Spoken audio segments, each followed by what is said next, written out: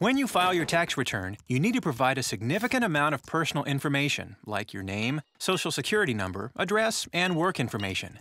These are details you do not want to fall into the wrong hands. But unfortunately, identity theft and other types of tax scams are becoming increasingly more common.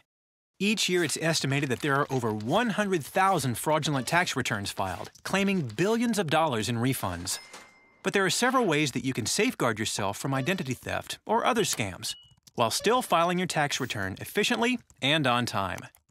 This video will highlight some of the most common tax scams and steps you can take to avoid them. Phishing is one of the most prevalent types of identity theft. This is when someone contacts you pretending to be someone else and asks you for personal information like a password or social security number. One example would be if you get a call or email requesting that you change or reset your password for an e-filing website.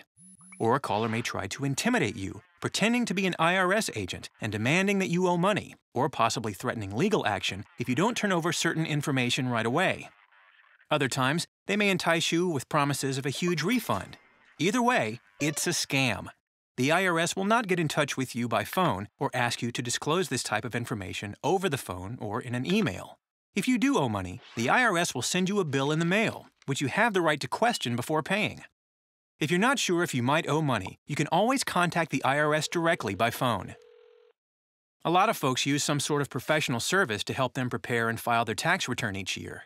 Most of these services are legitimate. Some are not.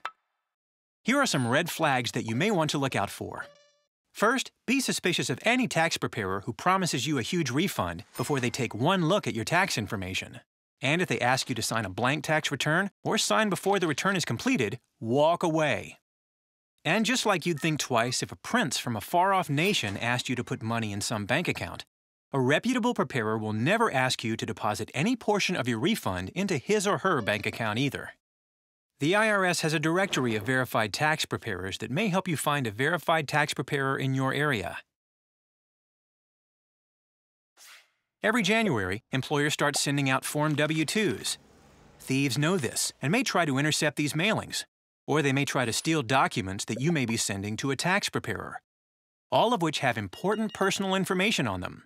It may be difficult to know if it's happened to you because you might not realize your information was stolen until it's too late. So if you don't receive your Form W-2s by early February, check in with your employer. And if you find your information has been stolen, contact the IRS as soon as possible. They will likely assign you a PIN number to use going forward. In addition, if you need to send sensitive tax information through the mail, consider certified mail or a mail service that allows you to track your package. This may cost more money, but it may help protect you against identity theft. Now, if your social security number has been compromised through a data hack or some other breach, a thief could use this info to file a fake tax return in your name and steal your refund.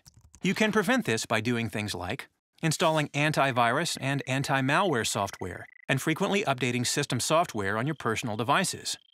Never emailing or texting your social security number and not otherwise sharing it with anyone unless you absolutely have to. Making sure your passwords are hard to crack can also help. And checking your credit reports and other financial statements from time to time to look for anything suspicious. Unfortunately, sometimes a data breach is beyond your control, but filing your tax returns as early as possible might still protect you from a potential theft, since it gives potential thieves less time to file a phony return in your name. If you do find yourself a victim of fraud, it's a good idea to report it right away by calling the FTC, that is, the Federal Trade Commission, or you can report it online at identitytheft.gov. These resources can help you figure out your next steps. It's also worth noting that some thieves create fake charitable organizations in order to solicit donations during tax time. Before you give any organization money, it's a good idea to verify its legitimacy. The IRS has a database where you can check to see if an organization is eligible to receive tax-deductible contributions. And finally, while they might sound glamorous, you probably want to be wary of offshore accounts. True, no one loves the idea of paying a lot in taxes, but be suspicious of any plan promising to help you avoid paying taxes, particularly through these types of accounts. Not only may these be fraudulent, they may also be illegal. While it's true year-round, it's particularly important during tax season to protect your personal information. Tax fraud crimes are on the rise, so if something suspicious does happen, the IRS has a form on its site to report any potentially fraudulent activity. By taking these simple precautions, you can help protect yourself from fraud and help make sure your refund stays yours.